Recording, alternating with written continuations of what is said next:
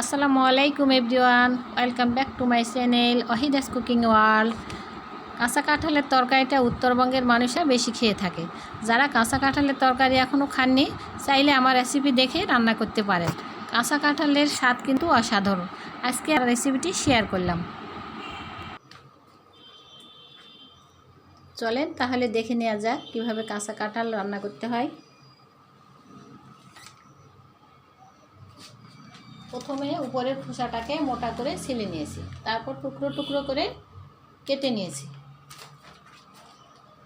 টুকরো টুকরো করে কেটে নিয়েছি, তারপর ধুয়ে নিয়ে একটি পাত্রে দিয়ে দেব।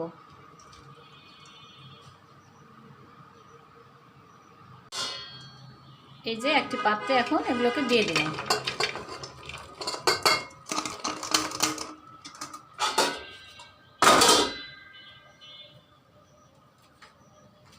তারপর দিয়ে দেব পরিমাণ মতো লবণ,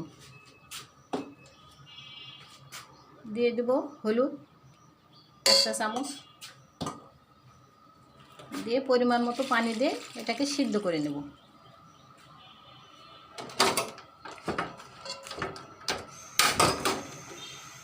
ঢাকনা দিয়ে সিদ্ধ করে নেব। চাইলে আপনি মাছের সাথে, মাংসের সাথে কিংবা এমনিতেও রান্না করতে পারেন, কিন্তু রান্নার আগে অবশ্যই আপনাকে সিদ্ধ করে নিতে হবে। আমি এমনিতেই রান্না করব। এই যে ঢাকনা তুলে একটু করে নেড়ে চেড়ে দিব সিদ্ধ হওয়া পর্যন্ত। আবার ঢাকনা তুলে দিলাম, সিদ্ধ হলে নামিয়ে নেব। ঢাকনাটা তুলে দেখব যে সিদ্ধ হয়েছে কিনা। সিদ্ধ আমার হয়ে গেছে, এখন নামিয়ে নেব।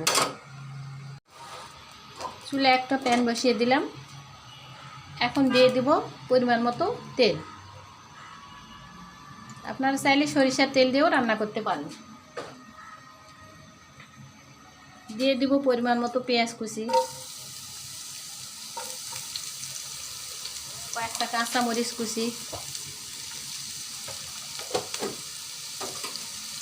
দিয়ে এটাকে নেড়ে চেড়ে হালকা গোল্ডেন করে নেব।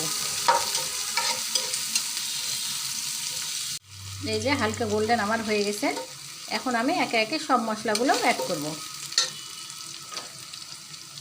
প্রথমে দিয়ে দেবো আমি আদা রসুন বাটা 1 চা চামচ, জিরের গুঁড়া দিয়ে দেবো 1 চা চামচ, হলুদ গুঁড়া দেবো পরিমাণ মতো। যেহেতু আমি হলুদ আর লবণ দিয়ে সিদ্ধ করে নিয়েছি, পরিমাণ মতো দেবো হলুদ গুঁড়া।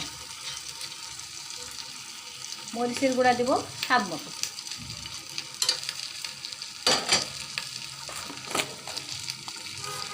লবণও দেবো স্বাদ মতো। আগে লবণ দিয়ে সিদ্ধ করে নিয়েছিলাম, হলুদ লবণ দিয়ে, এই জন্য স্বাদ মতো লবণটা দিয়ে দিলাম। এখন সব মশলা একটু পানি দিয়ে কষিয়ে নেব।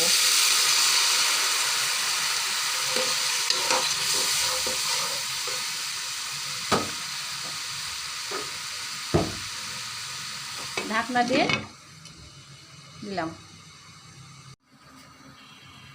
ঢাকনা তুলে নিলাম। এখন এটাকে আমি কষিয়ে নেব।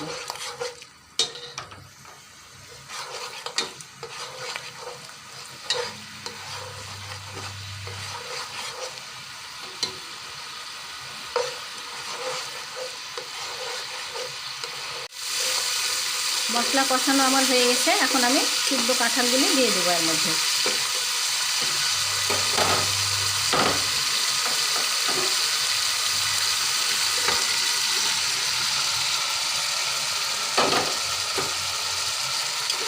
দিয়ে নেড়ে ছেড়ে আবার ঢাকনা দিয়ে ঢেকে দেব।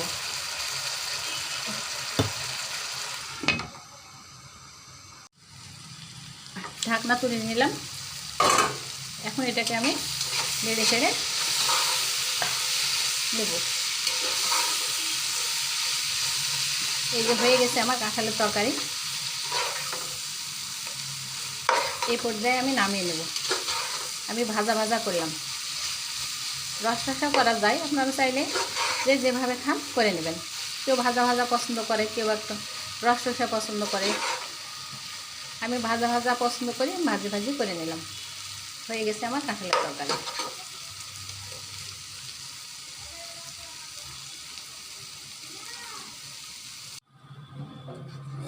এবার এটাকে আমি বাটিতে ঢেলে নেব।